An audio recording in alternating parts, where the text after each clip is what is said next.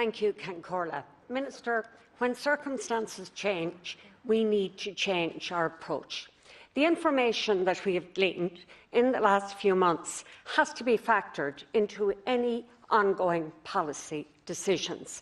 So what do we know now that we didn't know 2 or 3 months ago?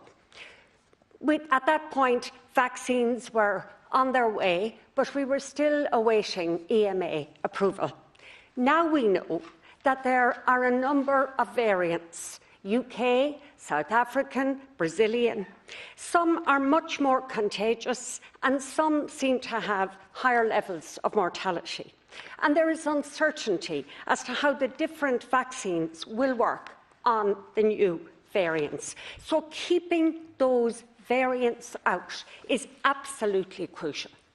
People want this to be the final lockdown. Businesses want this to be the final lockdown. So what we do this time must give us a sustainable future. Nobody wants us to fall at the final hurdle. Nobody.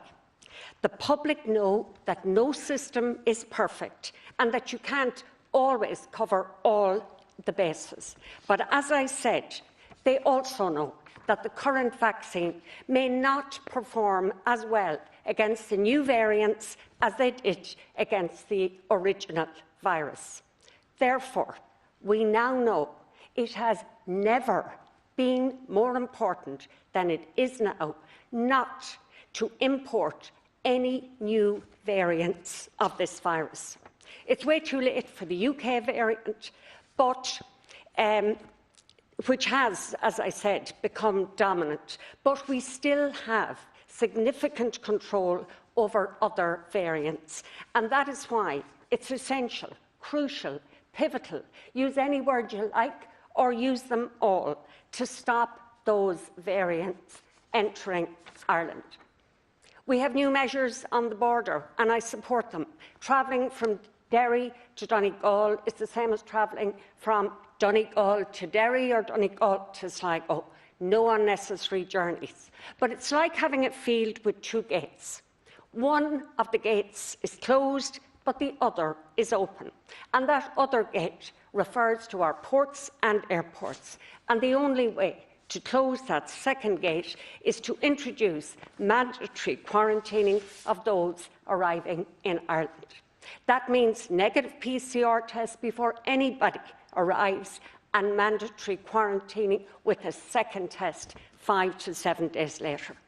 Minister, I believe we will have mandatory quarantine in a few weeks anyway. But will it be too late?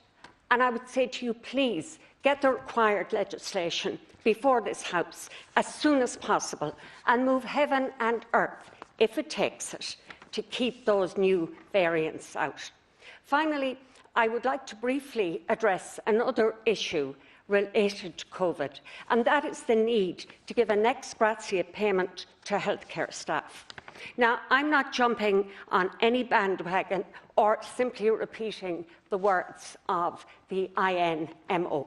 I put down a question to you, Minister, almost a month ago to ask you if you would consider a flat rate payment to healthcare workers, not taxable and the same for everybody else, an ex gratia payment. So, Minister, your response wasn't positive at the time, but I'm asking you now if you would reconsider that response, because those workers deserve. Thank you. Thank you, Deputy